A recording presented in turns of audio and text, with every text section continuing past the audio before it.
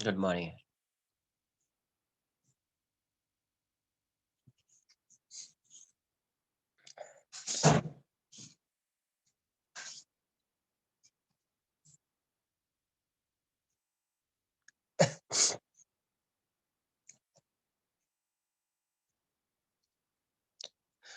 Good morning.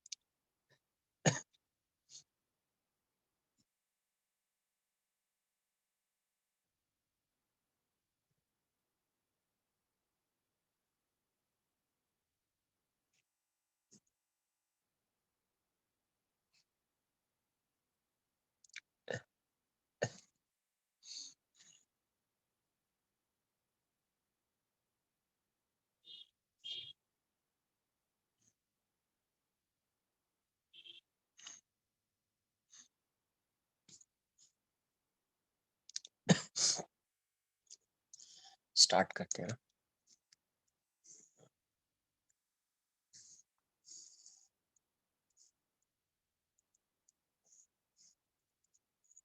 Lecture number 7।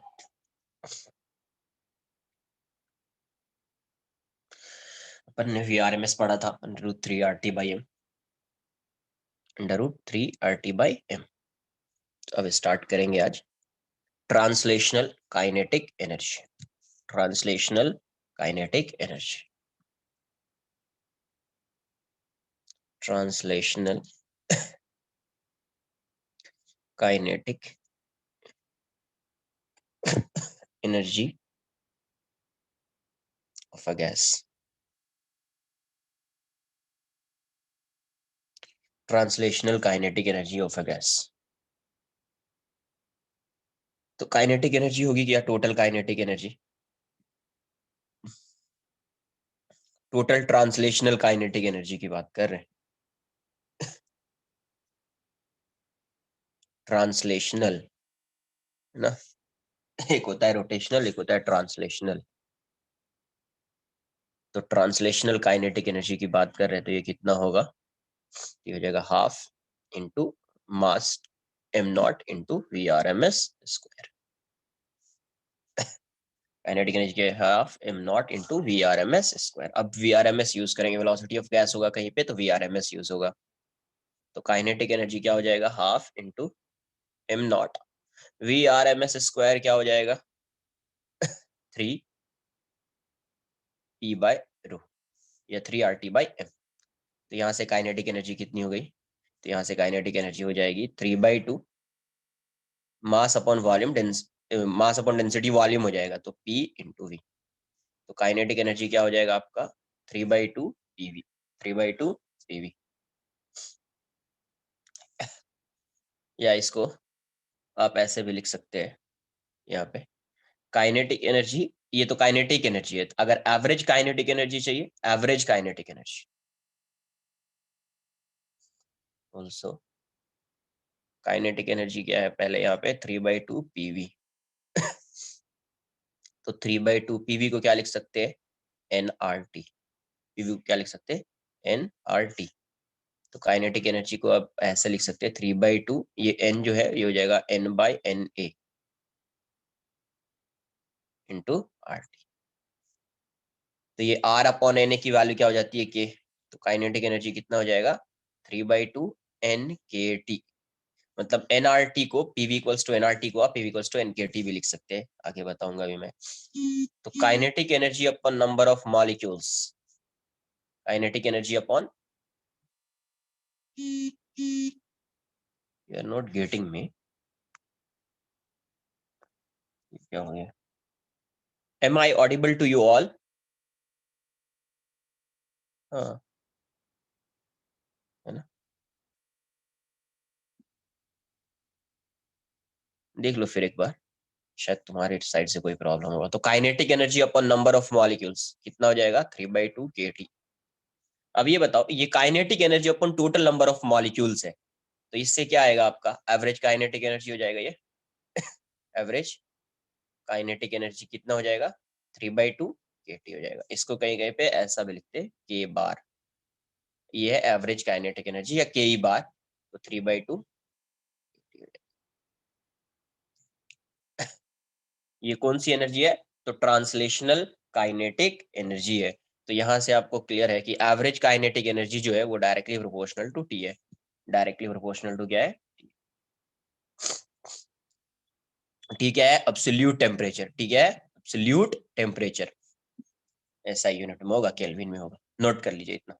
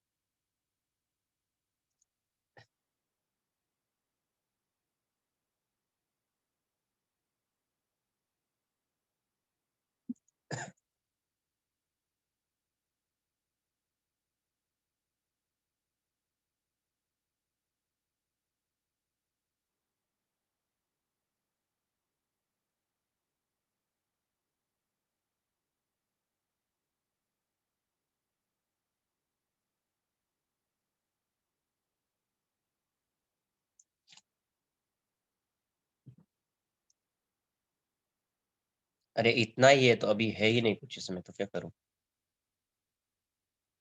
यहीं से start ही है काइनेटिक एनर्जी से।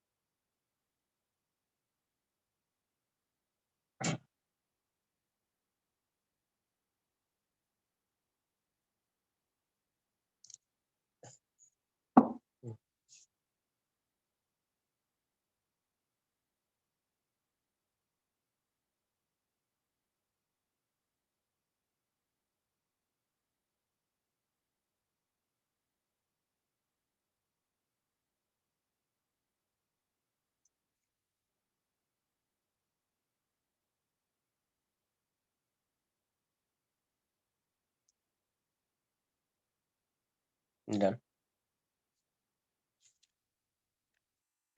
तो एवरेज काइनेटिक एनर्जी क्या हो जाती है, 3/2 kT, 3/2 kT है ना। अब कुछ लॉस पढ़ेंगे।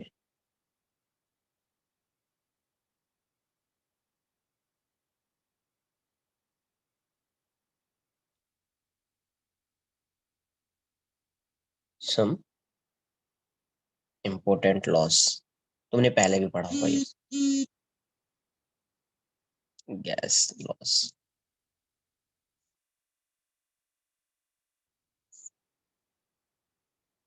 पहले आएगा बॉयल्स लॉ। बॉयल्स लॉ, तो बॉयल्स लॉ में क्या होता है, टेम्परेचर कॉन्स्ट, टेम्परेचर क्या होगा, कांस्टेंट रहेगा यहाँ पे, तो एट कांस्टेंट टेम्परेचर, ये सब पढ़ा होगा ना गैसियस स्टेट में, एट कांस्टेंट टेम्परेचर, ये पूरा चैप्टर ही पढ़ा होगा। At constant temperature pressure is inversely proportional to V, है ना। मतलब बेसिकली क्या होता है, P into V equals to constant होता है। P इक्वल्स टू वी क्या होता है, कांस्टेंट होता है। तो अगर प्रेशर टेम्परेचर कांस्टेंट है तो P इंटू वी कॉन्स्टेंट होता है, तो इस इक्वेशन को बोलते हैं P इक्वल्स टू वी, इसको बोलते हैं प्रोसेस इक्वेशन। इक्वेशन क्या है, प्रोसेस इक्वेशन, है ना। तो P वी कांस्टेंट है तो आप लिख सकते हैं P1 V1 equals to P2 V2, ऐसा आ जाएगा। अच्छा, यहाँ पे टेम्परेचर कांस्टेंट है, T क्या है, कांस्टेंट है। तो जब T कांस्टेंट होता है तो ऐसे प्रोसेस को जहां पे टेम्परेचर कांस्टेंट है, तो ये प्रोसेस जो है, इस प्रोसेस को बोलते हैं आइसोथर्मल, आइसोथर्मल प्रोसेस। कैसा प्रोसेस होगा, आइसोथर्मल प्रोसेस। तो यहां से अगर पीवी ग्राफ आप ड्रॉ करोगे तो P और V है, तो पीवी में क्या है, पीवी इक्वल्स टू कांस्टेंट, इसको बोलते हैं इंडिकेटर डायग्राम। लिख देता हूं, इंडिकेटर डायग्राम है इसका। इंडिकेटर डायग्राम अगर आप ड्रॉ करोगे तो P और V है, तो पीवी इक्वल्स टू क्या है, कांस्टेंट है। तो आपको कभी बताया गया है क्या कि पीवी इक्वल्स टू कांस्टेंट है, जैसे x into Y equals to constant है, तो इसका ग्राफ कैसा होता है, रेक्टेंगुलर हाइपरबोला, है ना। तो y equals to constant upon x। तो जब x 0 होगा तो y टेंड्स टू इन्फिनिटी होगा, when x tends to infinity y tends to 0, तो ऐसा आएगा रेक्टेंगुलर हाइपरबोला, ऐसा ग्राफ आएगा। तो ये ग्राफ जो है, इस पूरे ग्राफ पे हर पॉइंट का टेम्परेचर क्या रहेगा, हर पॉइंट का टेम्परेचर सेम है, क्योंकि टेम्परेचर क्या है, इस पूरे ग्राफ पे T की वैल्यू क्या है, कांस्टेंट।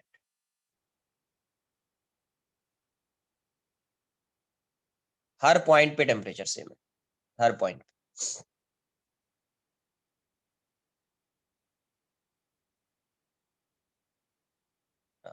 आइसोथर्म्स। तो अगर आप पीवी ग्राफ ड्रॉ करते हैं, बहुत सारा ये ऐसा जा रहा है, ऐसा है, ये ऐसा है, ठीक है। ये T1 है, ये T2 है, और ये जो है, ये T3 है, थर्ड वाला जो है वो क्या है, T3 है। ये T1 T2 T3, तो ये सब जो कर्व है इसको बोलते हैं आइसोथर्म्स, आइसोथर्म्स। तो अगर मुझे रिलेशन फाइंड करना है T1 T2 एंड T3 में, तो वो कैसे फाइंड करेंगे, तो एक कोई भी, या तो इस साइड से हॉरिजॉन्टल लाइन ड्रॉ कर दीजिए, या यहाँ से एक वर्टिकल लाइन ड्रॉ कर दीजिए, किसी एक को कांस्टेंट ले लीजिए, P या V को। यहाँ तो इस पॉइंट के लिए ये P3 मान लेते हैं, इसको P2 मान लेते हैं, इसको P1 मान लेते हैं, ठीक है, ऐसे। और यहाँ का वॉल्यूम V0, तो इसके लिए भी फाइंड करोगे तो इसके लिए भी क्या आएगा, P3 V0 equals to NR T3। तो यहाँ से T3 की वैल्यू क्या आ जाएगी आपको, P3 into V0/NR। Similarly T2 की वैल्यू क्या आ जाएगी, P2 इंटू V0/NR, सबके लिए भी सेम है। एंड T1 इक्वल्स टू क्या आएगा, P1 इंटू V0/NR। अब देखो V0/NR V0/NR V0/NR, इसके लिए भी आएगा, इसके लिए भी आएगा, इसके लिए भी आएगा। अब since P1 is greater than P2 is greater than P3, since P1 is greater than P2, P2 is greater than P3, और T is directly proportional to P दिख रहा है यहाँ पे, हेंस यहाँ से क्या आ जाएगा, since P1 is greater than P2 is greater than P3, hence T1 is greater than T2 is greater than T3। तो इसका टेम्परेचर ज्यादा होगा, उसके बाद ये आएगा, उसके बाद ये आएगा, तो T1 is greater than T2 is greater than T3 होगा। नोट कर लीजिए।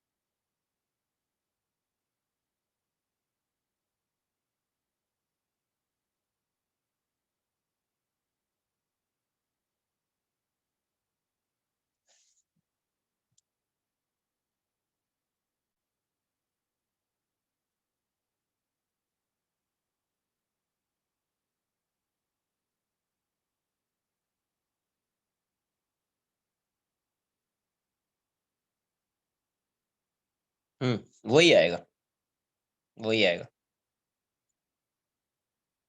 सेम ऐसा ही आएगा। जैसे एक लाइन यहीं से ड्रॉ कर लीजिए, है ना, तो यहाँ पे V1 आ जाएगा, इसके लिए V2 आ जाएगा, या इसके लिए V3 आ जाएगा, इसके लिए V2 आ जाएगा, इसके लिए V1 आ जाएगा।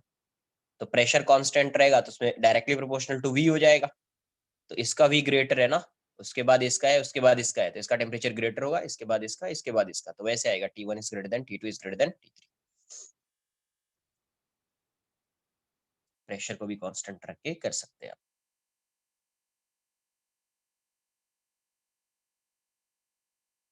Done? देखिए अब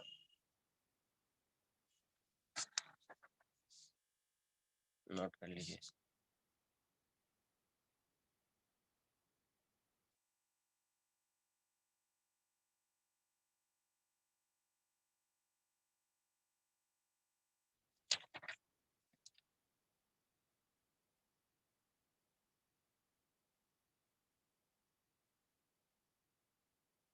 ये V है, ये PV, ठीक है।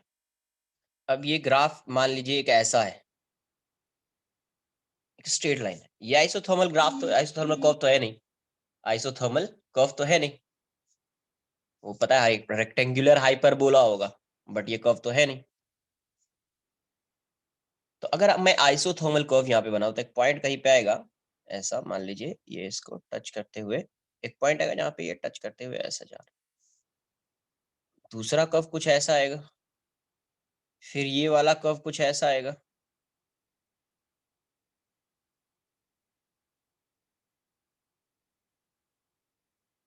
तो इसका टेम्परेचर T1 है, इसका टेम्परेचर T2 है, और इसका टेम्परेचर T3 है। आपको पता है कि T1 is greater then T2 is greater then T3। अब इस ये स्ट्रेट लाइन को देखिए, इसको मान लेते हैं, इस ये पॉइंट ए है, ये पॉइंट बी है, ये पॉइंट सी है, ये पॉइंट डी है, और ये पॉइंट ई है। तो जब आप इस कर्व पे आप यहां से इस साइड आ रहे हो, ए टू ई मूव कर रहे हो, इस कर्व पे कहां से कहां मूव कर रहे हो आप, ए टू ई। तो अब यहाँ का टेम्परेचर क्या है, T3, यहाँ का टेम्परेचर क्या है, T2। अरे इस पूरे लाइन का, ये पूरे कर्व पे टेम्परेचर T3 होगा, इस पूरे कर्व पे टेम्परेचर T2 होगा, तो यहाँ का टेम्परेचर T2, इस पूरे कर्व पे टेम्परेचर T1 होगा, फिर यहाँ पे T2, फिर यहाँ पे T3। तो अब जब आप यहाँ से यहाँ पे आ रहे हो, इस साइड आ रहे हो, ए टू ई मूव कर रहे हो आप, तो ए टू बी आओगे, तो इसका टेम्परेचर T3 है, फिर कहाँ पे आ गया T2, मतलब टेम्परेचर इंक्रीज हो रहा है। फिर T2 से कहाँ पे आ गया T1, तो टेम्परेचर इंक्रीज हो रहा है। फिर T1 से कहाँ पे आ गया T2 पे, टेम्परेचर डिक्रीज हो रहा है। फिर T2 से T3 पे आ गया, टेम्परेचर डिक्रीज हो रहा है। मतलब जब आप लाइन ए पे मूव करना स्टार्ट करोगे तो पहले टेम्परेचर इंक्रीज होगा, फिर टेम्परेचर डिक्रीज होगा।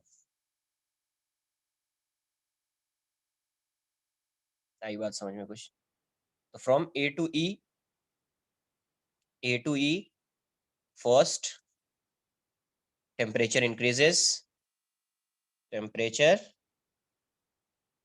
increases, then it decreases। पहले इंक्रीज करता है, फिर डिक्रीज करता है।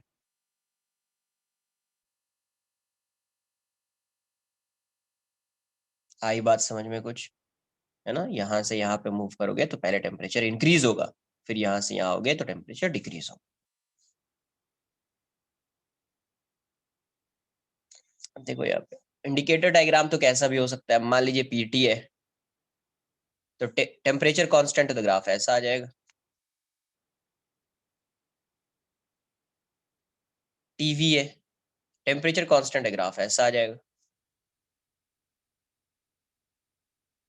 यहाँ पे पीवी है, और यहाँ पे पी, और 1/P, और वी, और 1/V, कुछ भी हो, पीओ, 1/PO, वीओ, या 1/VO। यहाँ पे क्या है, पीवी।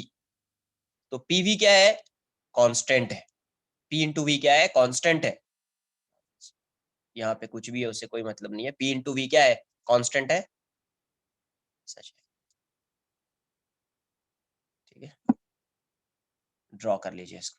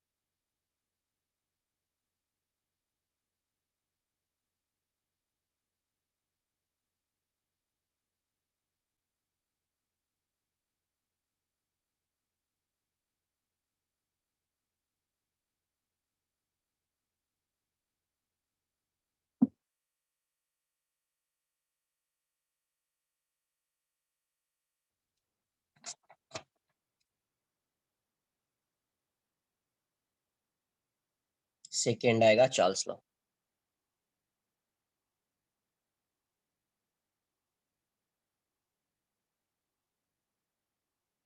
तो चार्ल्स लॉ में क्या कांस्टेंट रहेगा? प्रेशर, है ना। At constant pressure, constant pressure, अगर प्रेशर कांस्टेंट है मतलब v क्या हो जाता है? Inversely proportional v is directly proportional to t, है ना। v is directly proportional to t, मतलब v बाई टी की जो वैल्यू होगी वो कांस्टेंट रहेगी। तो v by T equals to constant है, यही क्या है? प्रोसेस इक्वेशन है, प्रोसेस इक्वेशन। तो यहां से आप लिख सकते हैं v1t1 equals to v2, v1 by t1 equals to v2 by t2, है ना। और ये प्रोसेस कैसा होगा? प्रेशर कांस्टेंट है, प्रेशर जब कांस्टेंट होता है तो इस प्रोसेस को क्या बोलेंगे? Isobaric process, isobaric process, isobaric process. इसका इंडिकेटर डायग्राम क्या होगा? इंडिकेटर डायग्राम, हाँ, तो ये v है और ये t है। देखो v क्या है, यहां से v is directly proportional to t। ये ग्राफ कुछ ऐसा ऐसा लगेगा कि ये इससे पास हो रहा है, स्ट्रेट लाइन होगा। ऐसा लगेगा कि आपको ये ओरिजिन से यहां से ड्रॉ करना, बट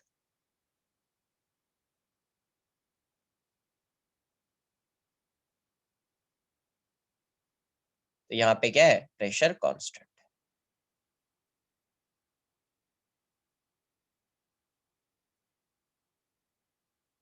ये v है और ये p है, प्रेशर कांस्टेंट है, ऐसा हो जाएगा।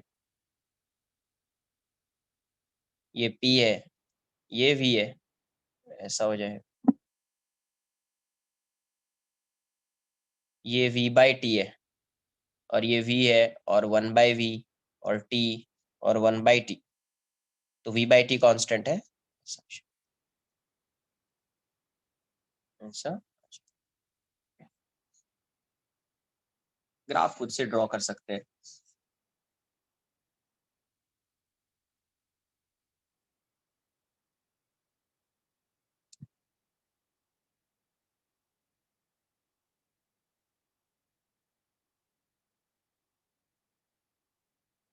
एक ही ग्राफ है तो नंबर ऑफ मोल्स कांस्टेंट होने की बात, एक ही ग्राफ ड्रॉ कर रहे हैं ना, तो कोई एक गिवन सिचुएशन के लिए ड्रॉ कर रहे होंगे ना, तो नंबर ऑफ मोल्स तो उसमें फिक्स्ड ही होगा ना, चेंज थोड़ी होगा।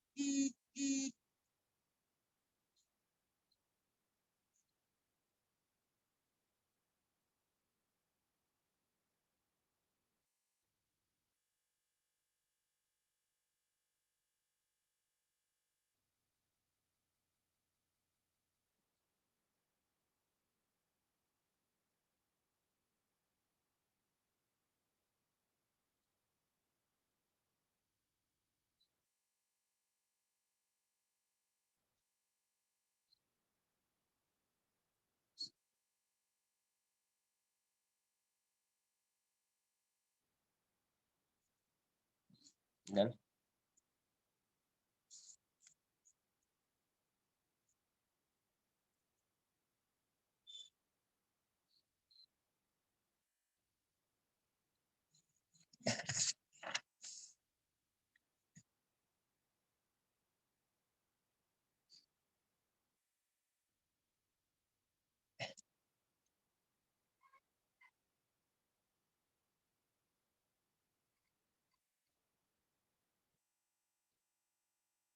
ये VT है ना, ऐसा है, ये एंगल थीटा है। तो आप यहाँ से क्या लिख सकते हैं इसको, PV equals to, ideal gas equation लगा देता हूँ, पीवी इक्वल्स टू एनआरटी। तो वी बाई टी की वैल्यू क्या हो जाएगी, NR by P, NR by, तो बेसिकली ये वी बाई टी जो है, या ऐसे वी को ही टी के टर्म में ही लिखो, N R by P into T. तो Y equals to M X, तो ये वाला जो टर्म है ये स्लोप आ जाएगा, ये क्या आ जाएगा, वी यहाँ पे टी यहाँ पे, ये स्लोप हो जाएगा। तो स्लोप क्या है, इनवर्सली प्रोपोर्शनल टू पी है, slope is inversely proportional to P, है ना। एग्जाम्पल लेते हैं, ये वी है और ये टी है,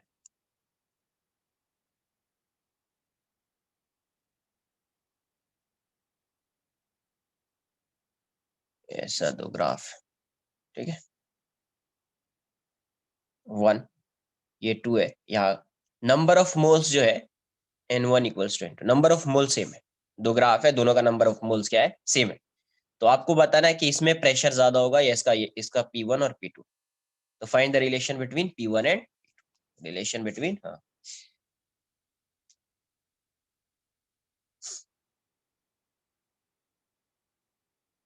तो यही थीटा 1 और ये हो जाएगा आपका थीटा 2। तो यहाँ से अगर ये नहीं है तो फिर से इक्वेशन लिख दो, PV इक्वल्स टू एनआरटी। तो V की वैल्यू क्या हो जाएगी, NR by P into T. तो tan थीटा यही है, tan थीटा इक्वल्स टू क्या है, एनआर बाई पी है, मतलब slope is inversely proportional to P, है ना। तो since theta 1 is less than theta 2, hence tan theta 1 is less than tan theta 2। tan theta क्या हो जाएगा, n r, दोनों का n सेम है, P1 is less than nr P2। तो यहाँ से ये वाली वैल्यू कितनी हो जाएगी, ये P2 इस साइड आएगा P1, तो P2 is less than P1, P2 is less than,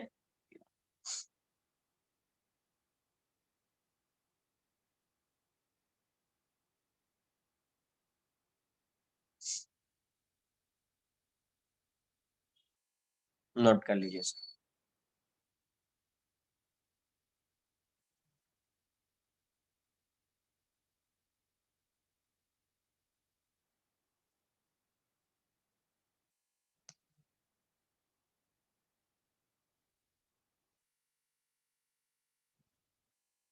ये क्या होता है, y इक्वल्स टू mx होता है, m क्या होता है, tan theta equals to m, यही होता था ना स्लोप। तो यहाँ पे y की जगह पे क्या है, v, और x की जगह पे क्या है, t। तो v equals to mx, y equals to mx हो गया ना, ये वाला स्लोप हो जाएगा ना फिर। तो tan थीटा की वैल्यू क्या हो जाएगी, nr by P, slope equals to tan theta, है ना, इक्वल्स टू nr बाई, ये स्लोप लिख लेना।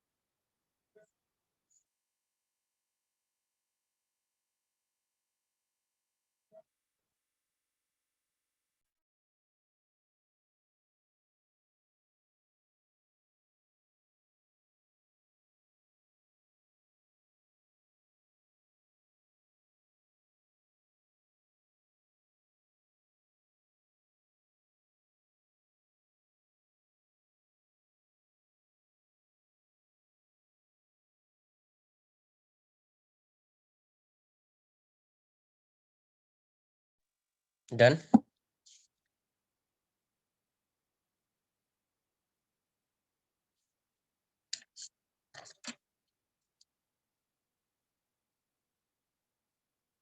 Third law, Gay-Lussac's law.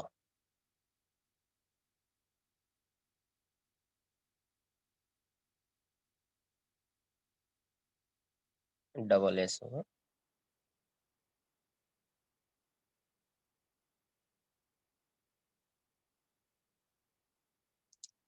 तो ये क्या होता है? At constant volume, at constant volume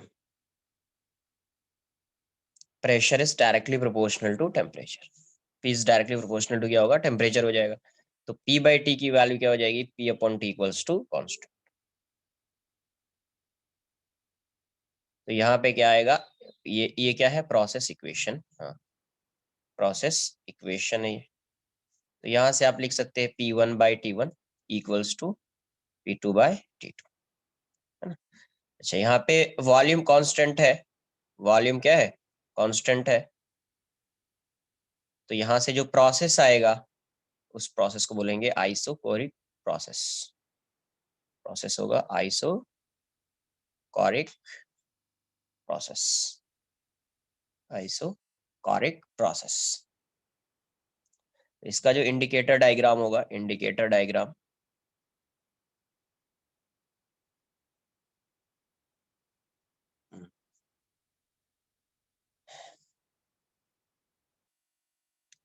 तो P और T का ग्राफ अगर आप बनाएंगे तो PV इक्वल्स टू क्या लिखेंगे? NRT। तो P इक्वल्स टू क्या हो जाएगा? NR by V into T, NR by V into T.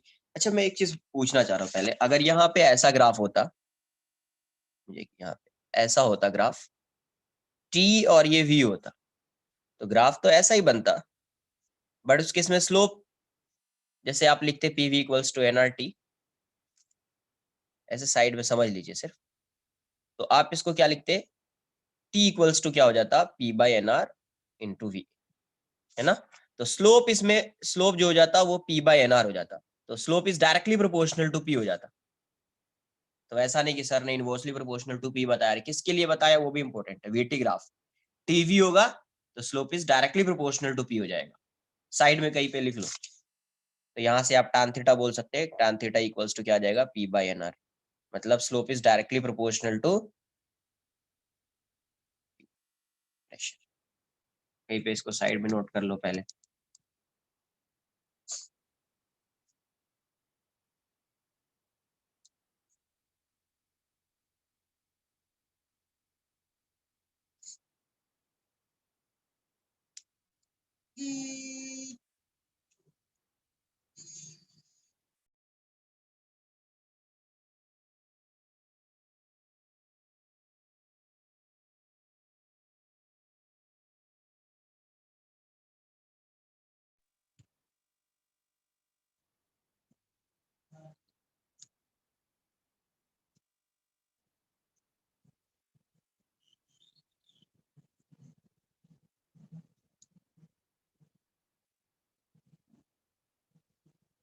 Done.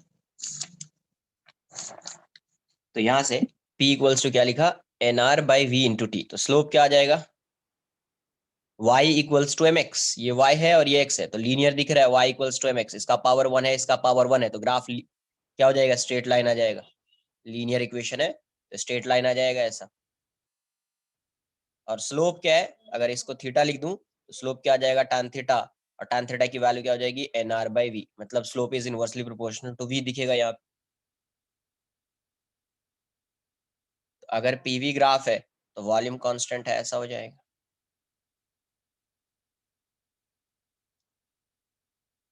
VP है, वॉल्यूम कांस्टेंट है, ऐसा हो जाएगा। नोट कर लीजिए इसको।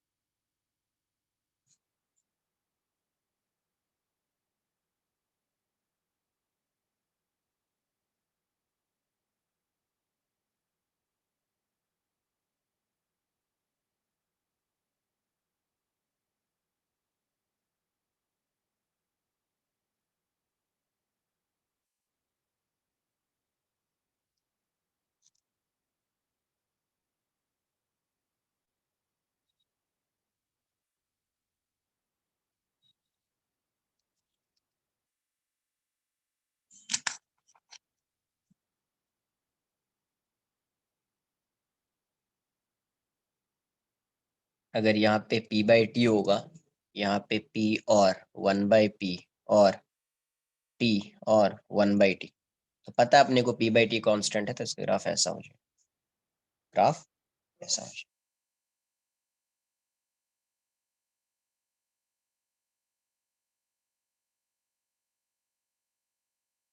मान लीजिए ये t है और ये p है, दो ग्राफ बना दिया, ऐसा है, ऐसा है, यहाँ पे 1 है और ये 2 है, तो रिलेशन यहाँ पे वॉल्यूम v1 आएगा, यहाँ पे v2 आएगा, नंबर ऑफ मोल सेम है, नंबर ऑफ मोल्स सेम है, तो आपको बताना है कि v1 ग्रेटर है या v2 ग्रेटर है, या इन दोनों में बेसिकली क्या रिलेशन है वो बताना है। ठीक है,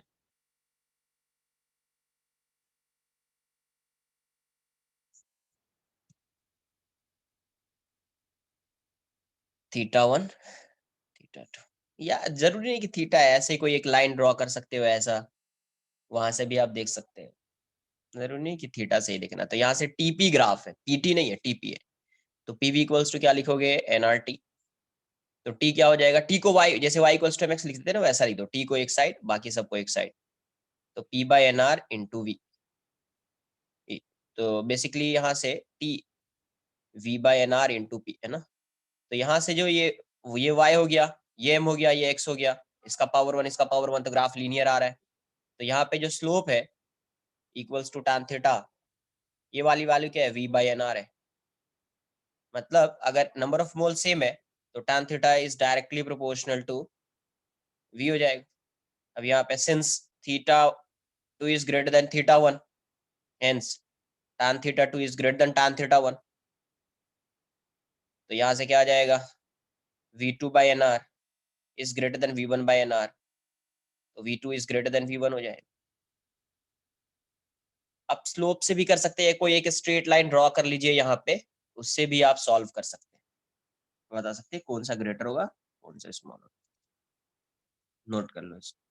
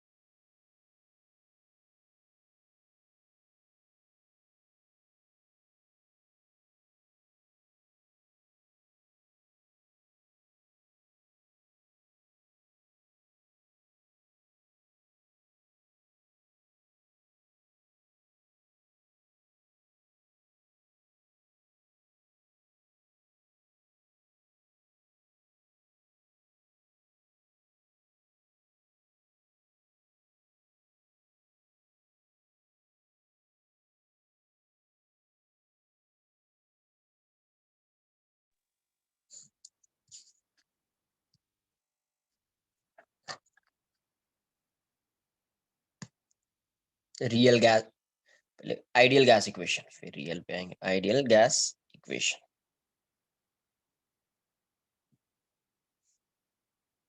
तो आइडियल गैस इक्वेशन क्या होता है? पीवी इक्वल्स टू, इन्हीं तीनों लॉ के कॉम्बिनेशन से ये सब आता है। पीवी इक्वल्स टू एनआरटी, है ना, pressure, volume, number of moles, universal gas constant, T temperature.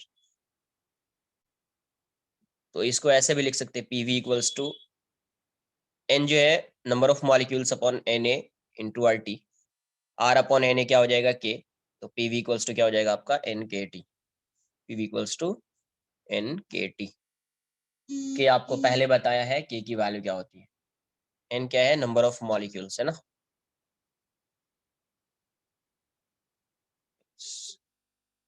के क्या है? Boltzmann constant, Boltzmann constant. और इस के की वैल्यू कितनी होती है? तो 1.38 इंटू 10⁻⁻23 जूल पर केल्विन।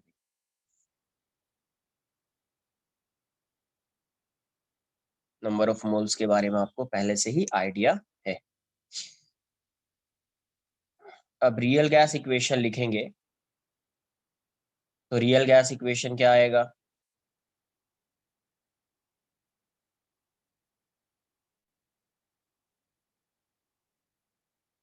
रियल गैस इक्वेशन, इसको भी नोट कर लेते कभी आ जाए, है ना। तो रियल गैस इक्वेशन जो होगा, तो उसमें तो पीवी इक्वल्स टू एनआरटी नहीं पड़ा, तो यहाँ पे वेंडरवाल इक्वेशन आता है ना। वेंडरवाल इक्वेशन आता है, तो वो क्या होता है? P plus A N square by V square. कैसे आया क्या आया, बस आपको इक्वेशन लर्न कर लेना है। वैसे कभी कभी बाय चांस पूछता है एनआरटी, हाँ एक्यूरेट थोड़ी है। तो पी पी प्लस अप्रोक्सीमेशन पे कोई भी इक्वेशन आता है, तो P plus A N square by V square, V minus N R, N R नहीं N B, sorry, correct, N B equals to N R T. तो यहाँ से पी क्या है? प्रेशर, वी क्या है? वॉल्यूम, एन है नंबर ऑफ मोल्स, पी क्या होगा? Pressure, V volume, T temperature.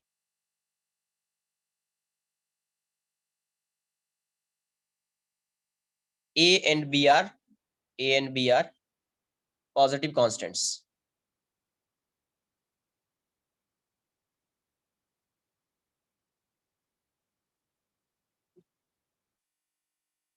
अब क्या होता है रियल गैसेस, एक पॉइंट नोट करके लिख लेंगे। जो रियल गैस होता है, तो real gases at low pressure and high temperature, high temperature, low pressure और हाई टेम्परेचर पे क्या करता है? Behave like, yes, like ideal gases. ये सब पहले से तुम्हारा पढ़ा हुआ है, नोट कर लीजिए इतना। एक दो क्वेश्चन करते हैं फिर आगे बढ़ेंगे। और भी लॉज होते हैं, बट फिजिक्स में वो कभी क्वेश्चन आया नहीं है, इसीलिए उसको मैं डिस्कस नहीं कर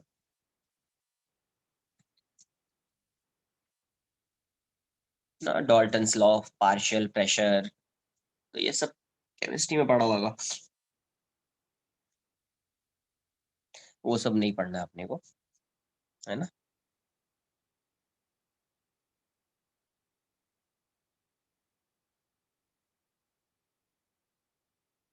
एक चीज और लिख देता हूँ मैं, एनटीपी पता है? NTP STP normal temperature pressure, है ना, नॉर्मल टेम्परेचर प्रेशर। तो टेम्परेचर एनटीपी पे जो टेम्परेचर होता है, टेम्परेचर कितना होता है इस पे? जो टेम्परेचर होगा, टेम्परेचर एट एनटीपी 273 केल्विन। हाँ, प्रेशर होता है 1 atm। प्रेशर कितना होगा? तो pressure at NTP is 1 atm। 1 atm मतलब 76 centimetre of H G. Volume कितना? 22.4 litre. Volume of 1 mole of gas, ये कितना आएगा?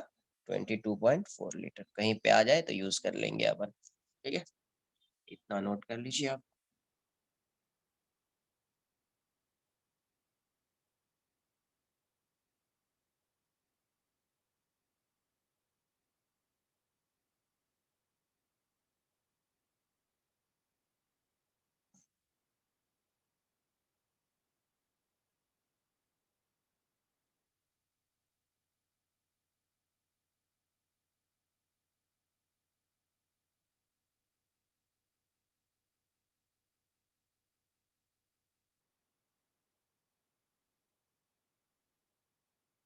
नोट कर लीजिए।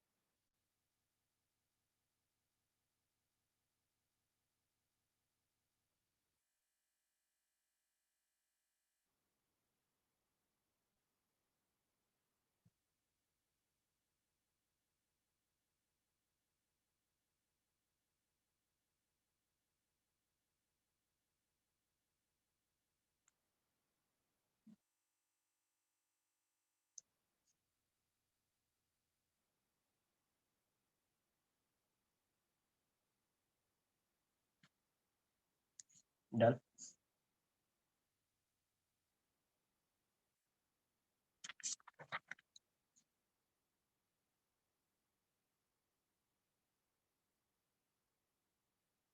सिंपल सिंपल से क्वेश्चन से स्टार्ट कर देते हैं। मान लो ये ऐसा है, प्रेशर है और ये टेम्परेचर है, ये ऐसा है,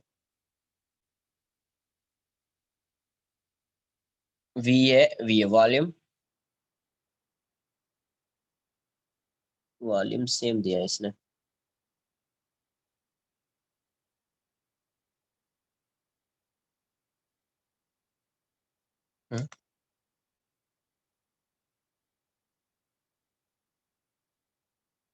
वॉल्यूम सेम होगा क्या है ऐसा? नंबर ऑफ मोल्स डिफरेंट होगा तो हो सकता है ना। हाँ, नंबर ऑफ मोल्स डिफरेंट होगा तो हो सकता है। इसका मास m1 मान लेते हैं, इसका मास m2। यहाँ पे जो है n1 इक्वल्स टू n2 नहीं है, तब ऐसा हो सकता है। आपको रिलेशन बताना है, find the relation between m1 and m2। ये गिवन मास है, मोलार मास नहीं है, given mass. Find the relation between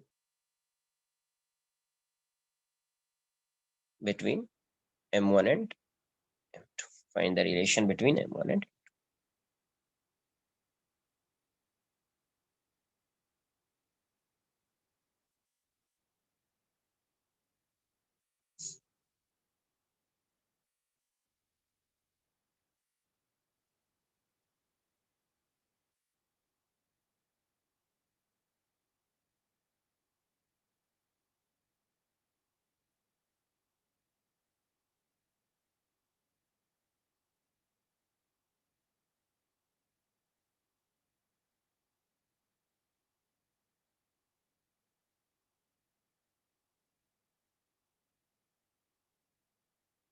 volume से रिलेट करो ना, वॉल्यूम से रिलेट करो। M1 M2 डिफरेंट है, मोलार मास तो सेम होगा ना इसका, मोलार मास सेम है, ऐसे रिलेट करो। मोलार मास क्या है? सेम।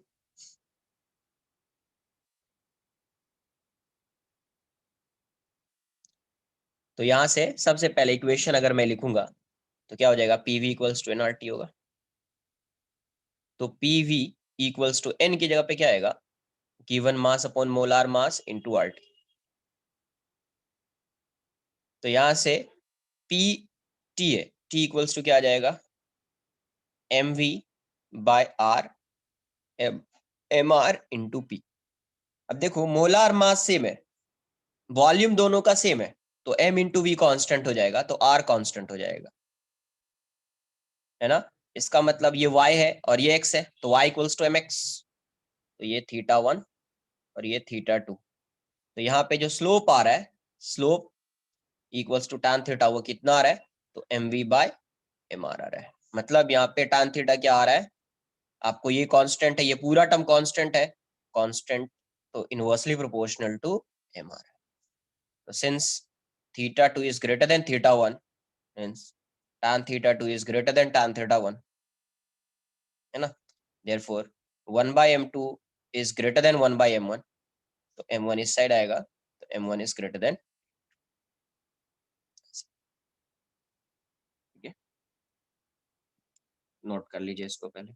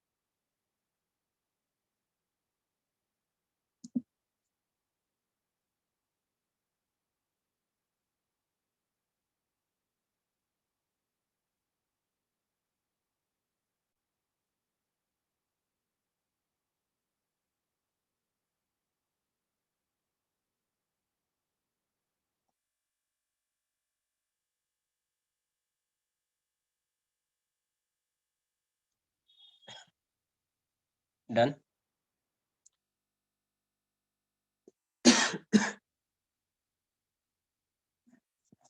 स्क्रीनशॉट ले लो, ठीक है, ये पहले से पता है ये सब इक्वेशन।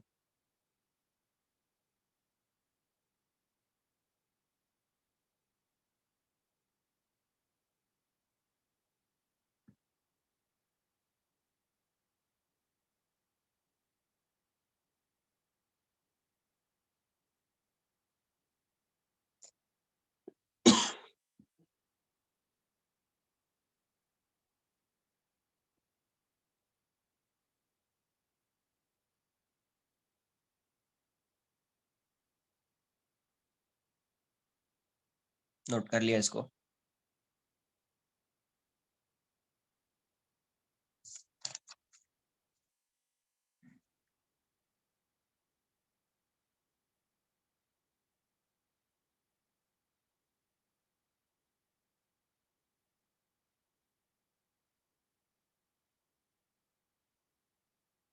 इस क्वेश्चन का आंसर कीजिए। तो during an experiment, during an experiment an ideal gas is found to obey an additional law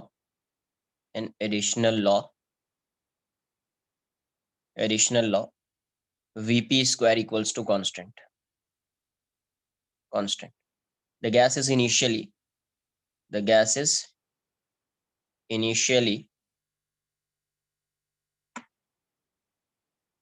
इतना नोट कर लो पहले। The gas is initially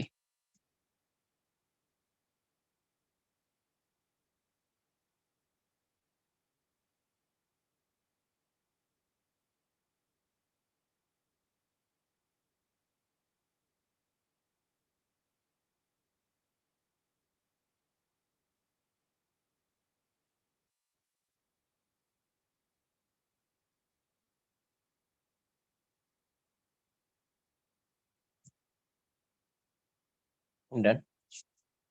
During an experiment, an ideal gas is found to obey an additional law, Vp square equals to constant. The gas is initially at temperature T and volume V and volume V. When it expands to a volume 2V, calculate the resulting temperature. Calculate the resulting temperature.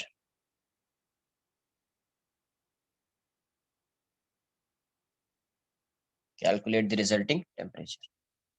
Calculate कीजिए, देखिए कितना आ रहा है.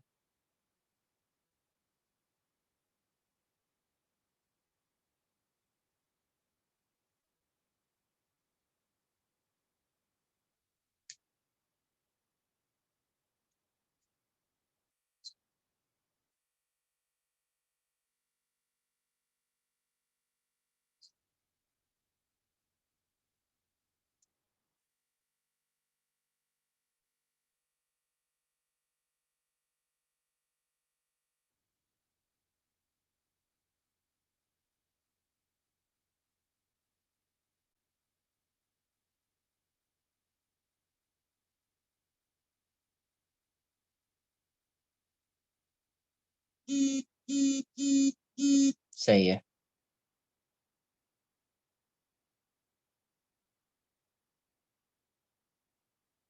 Root T आ रहा है कि root 2T आ रहा था? दोनों ने रूट टी बोला क्या? T√2. हाँ करेक्ट, T√2.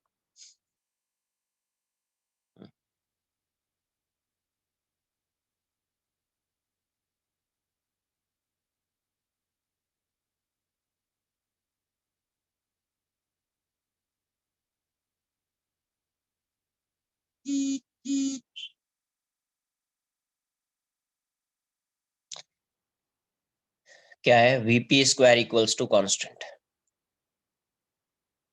क्वेश्चन में क्या गिवन है? प्रेशर गिवन, टेम्परेचर गिवन है और वॉल्यूम गिवन है. अभी वॉल्यूम 2V हो गया तो you have to find the value of temperature. Temperature की वैल्यू क्या होगी? तो पहले ये इक्वेशन किसके टर्म्स में गिवन है? V और P के. गिवन यहाँ पे क्या है? T और V है. T और V गिवन है और ये इक्वेशन है V और P को, तो आपको भी यहाँ पे TV का इक्वेशन बनाना पड़ेगा. तो P को एलिमिनेट करना पड़ेगा. तो P को कैसे एलिमिनेट करेंगे? P इक्वल्स टू क्या होगा? nRT by V square equals to constant.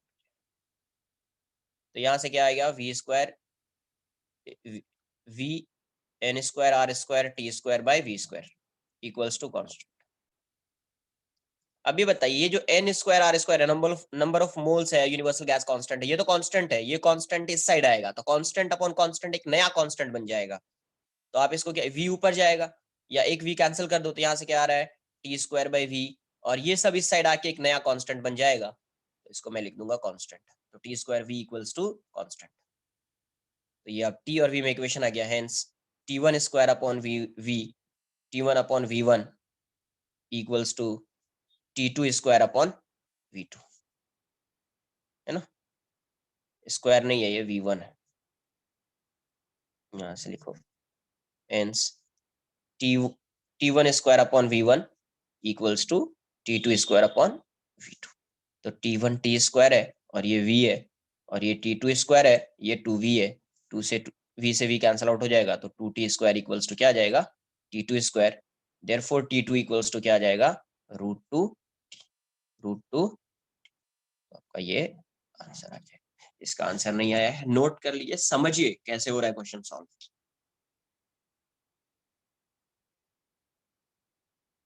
अगर प्रेशर और वॉल्यूम गिवन होता तो इस इक्वेशन को ऐसे ही रखते.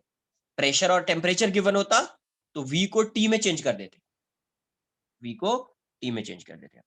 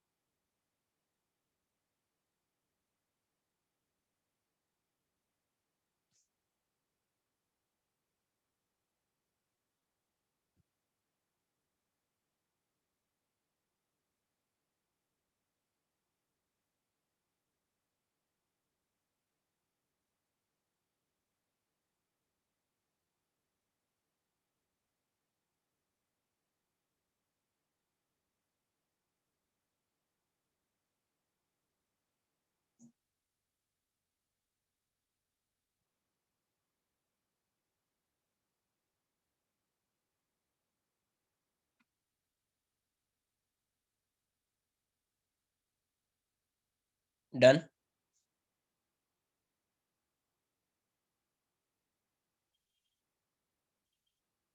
Next question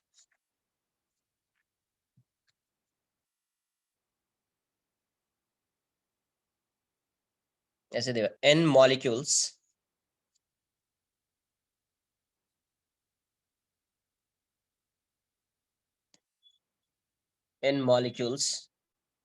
each of mass m, each of mass m of gas A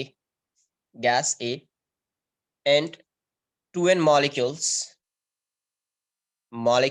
each of mass 2m, each of mass 2m of gas B are contained in the same vessel, in the same vessel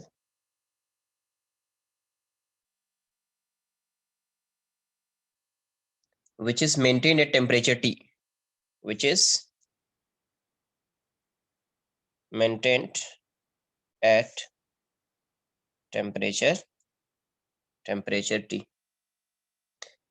The mean square speed, the mean square speed of the molecules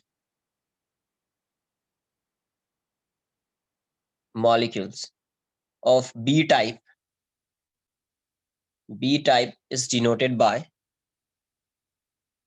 by V square, and mean square of the x component of velocity, x component of velocity of A type is denoted by Vx A square,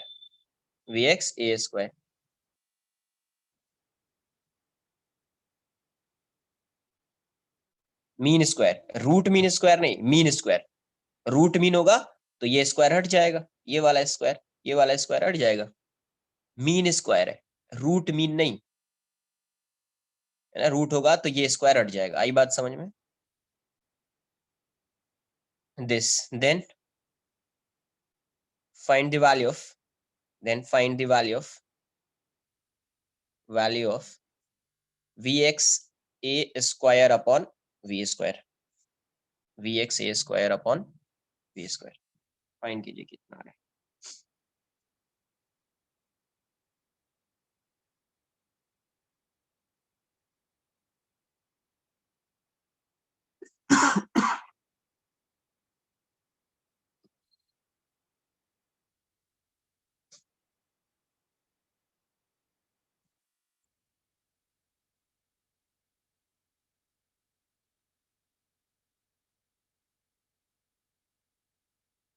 simple सा question है, दिखने में लग रहा है कि हाँ क्या है, नहीं है, सिंपल सा।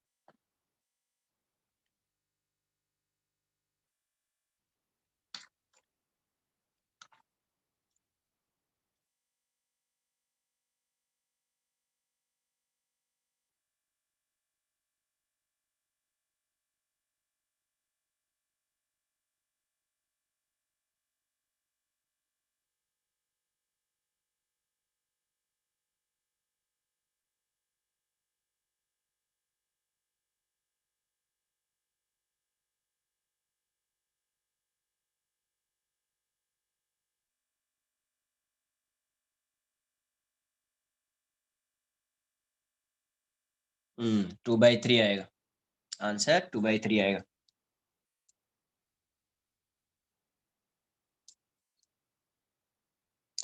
ये बताओ सबसे पहले VRMS क्या होगा? अगर VRMS की बात करेंगे तो VRMS स्क्वायर का फॉर्मूला क्या होता है? 3 kT/m होता है ना। मास ऑफ वन मॉलिक्यूल में kT/m हो जाता है, 3 kT। अगर मुझे वी ए चाहिए, वी ए स्क्वायर चाहिए, तो ये कितना हो जाएगा 3 kT/ma, और ये वाली वैल्यू कितनी है 3 kT/m। ऑल्सो अपने को क्या पता है कि वी ए स्क्वायर क्या होगा, 3 VX A² होगा या नहीं होगा, since Vx equals to Vy equals to Vz। याद है कुछ?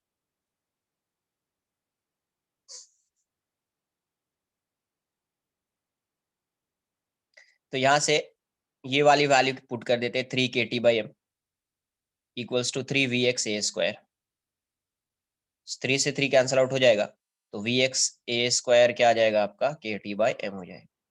एंड VB क्या होगा 3 kT/mb। ये कितना है मास इसका, एक मॉलिक्यूल का मास कितना है 2m, यही गिवन है क्वेश्चन में V²। तो V² इक्वल्स टू ये kT/m को आप क्या लिख सकते हैं, तो 3/2, इसको इक्वेशन 1 मान लिया, kT/m को यहाँ से लिख दीजिए VX A² फ्रॉम 1। तो यहाँ से आपको क्या दिख रहा है, यहाँ से ये वाली कितनी आ गई, इसको इस साइड लाइए, therefore 2/3 equals to VX A² बस हो गया, यही आंसर, यही आंसर है 2/3। तो कुछ क्वेश्चन में था नहीं।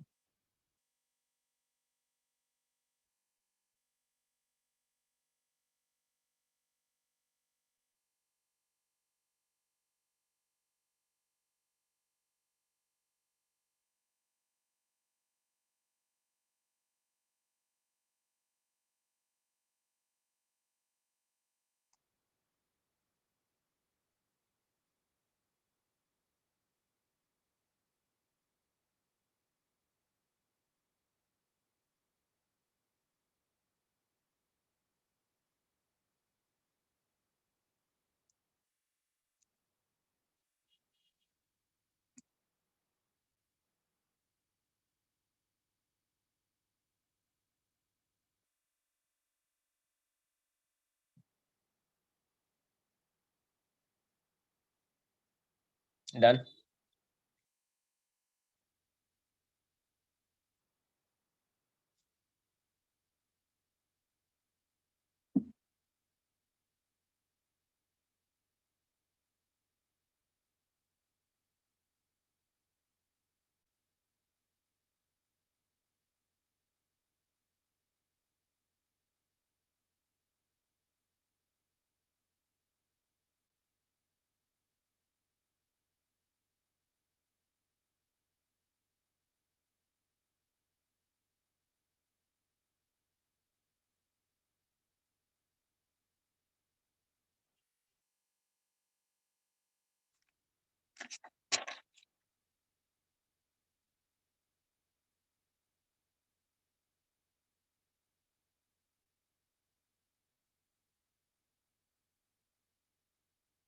The mass of hydrogen molecule, the mass of hydrogen molecules is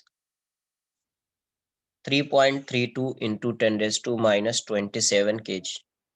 If 10 raised to 23 molecules, hydrogen molecules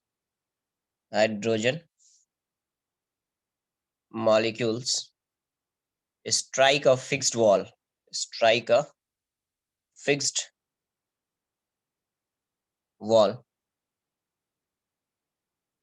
of area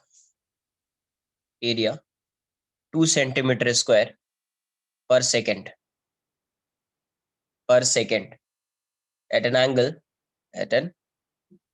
basically a 10 raised to 23 hydrogen molecules striking per second given है, striking per second at an angle of 45 degree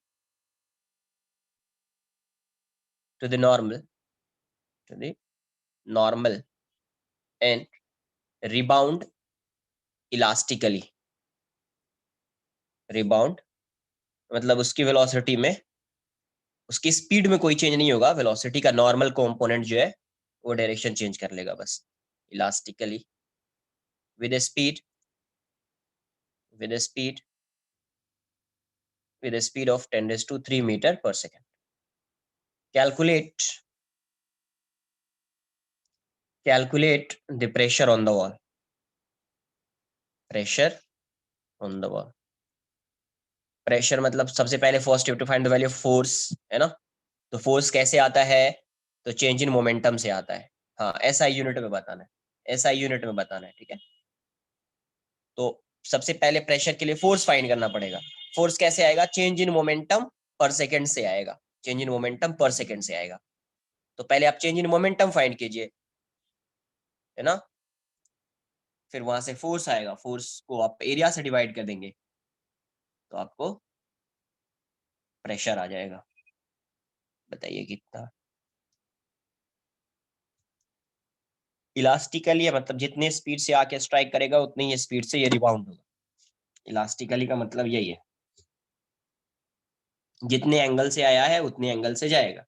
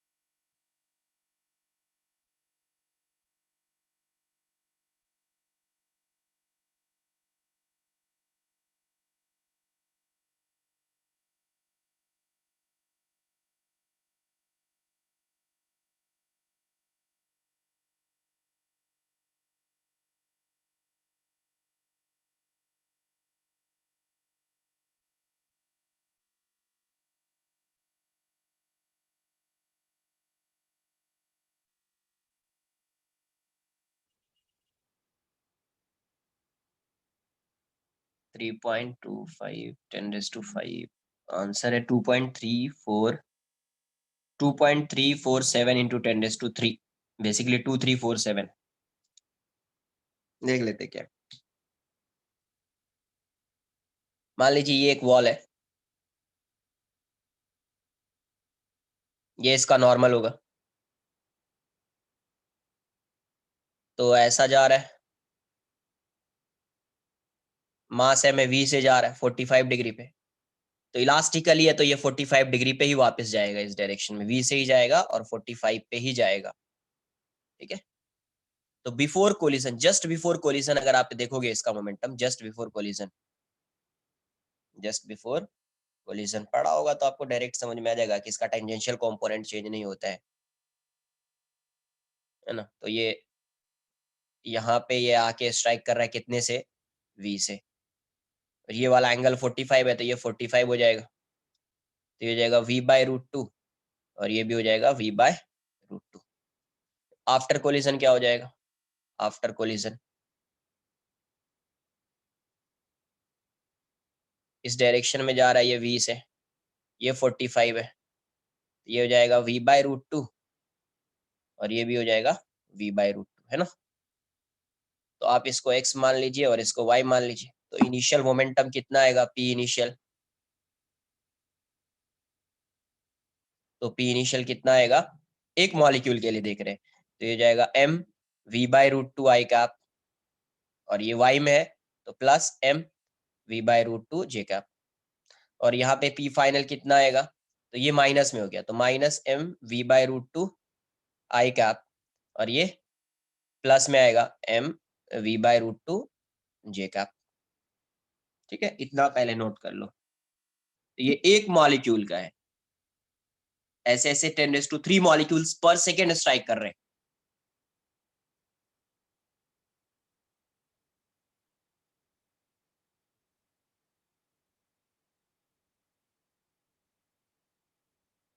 और वैसे भी ये velocity given है तो you can, हाँ इतना ही answer है कुछ।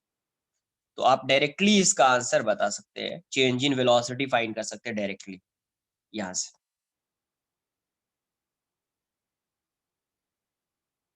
√2 भी हो जाएगा, वो डायरेक्टली आपको आ जाएगा। √2 भी चेंज इन वेलोसिटी हो गई, तो चेंज इन मोमेंटम क्या होगा, m इंटू √2 v, तो √2m भी आ जाएगा चेंज इन मोमेंटम। यहाँ से भी फाइंड करेंगे तो उतना ही आएगा।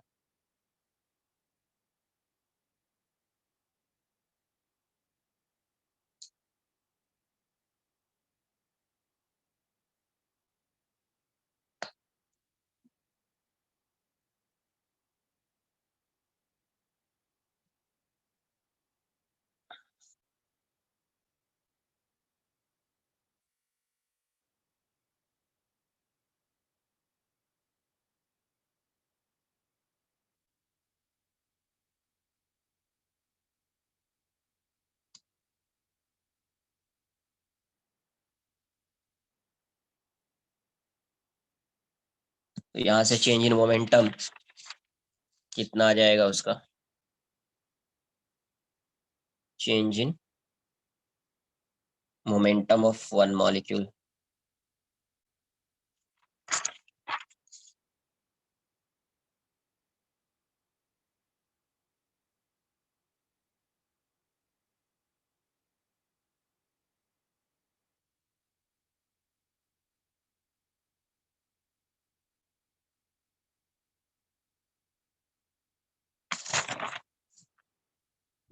चेंज इन मोमेंटम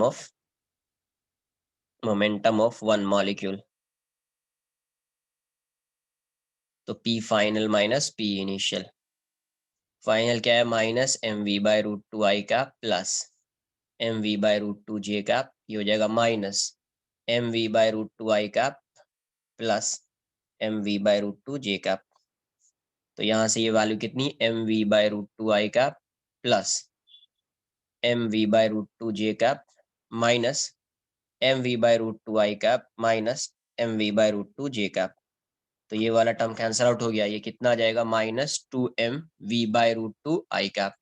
तो कितना आ गया, minus root two M V I का। तो delivered to momentum delivered to wall to the wall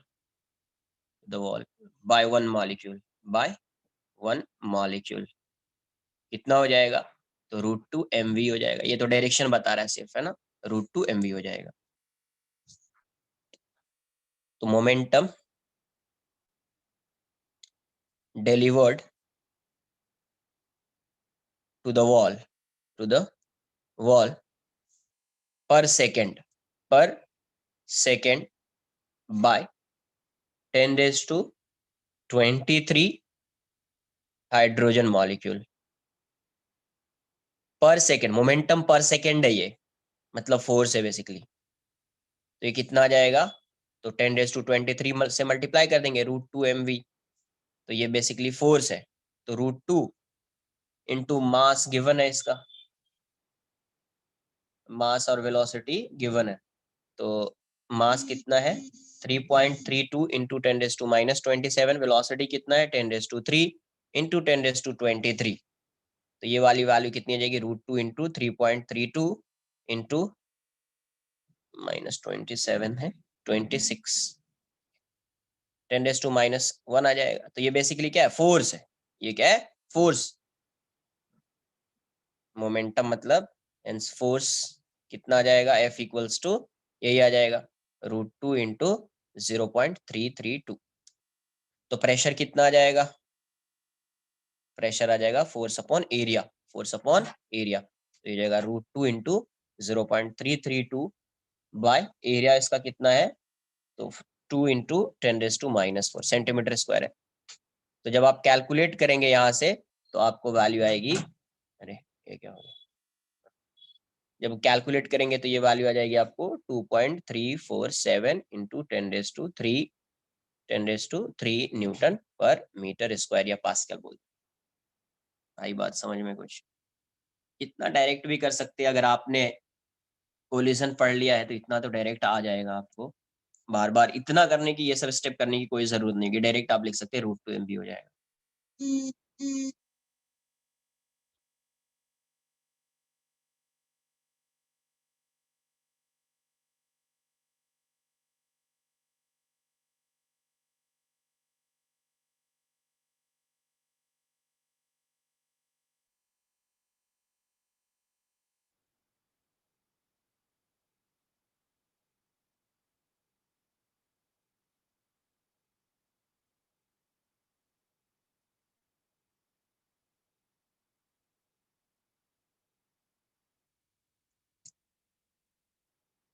जिसने नोट नहीं किया नोट कर लीजिए आप।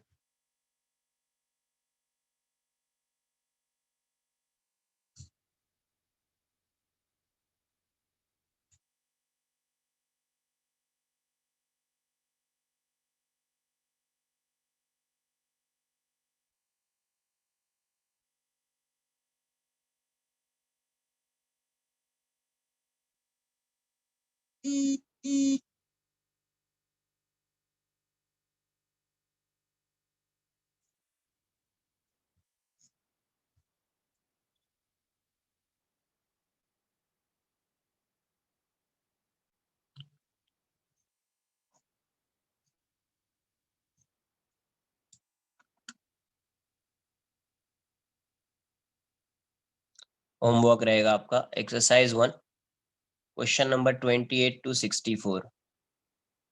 बट इसका डिस्कशन नेक्स्ट ट्राई करना, कुछ क्वेश्चंस नहीं भी हो सकते हैं, तो नेक्स्ट लेक्चर में कुछ और पार्ट इसका है, काइनेटिक थ्योरी ऑफ गैसेस का कुछ और पार्ट है, उसको भी डिस्कस करेंगे। बट मोस्टली हो जाना चाहिए, मैक्सिमम क्वेश्चन हो जाना चाहिए इसका यूज करके, ठीक है। वैसे मैं डिस्कस करूंगा, बट कब? एक लेक्चर के बाद। एक लेक्चर में अभी और कुछ पढ़ाऊंगा, कुछ क्वेश्चंस और कराऊंगा इसका काइनेटिक थ्योरी ऑफ गैसेस पे फिर। बट एक बार आप ट्राई करना इतना। आइस भी होगा इसके पे, एक बार देख लेता हूँ मैं, बस एक बार ट्राई करना, ठीक है।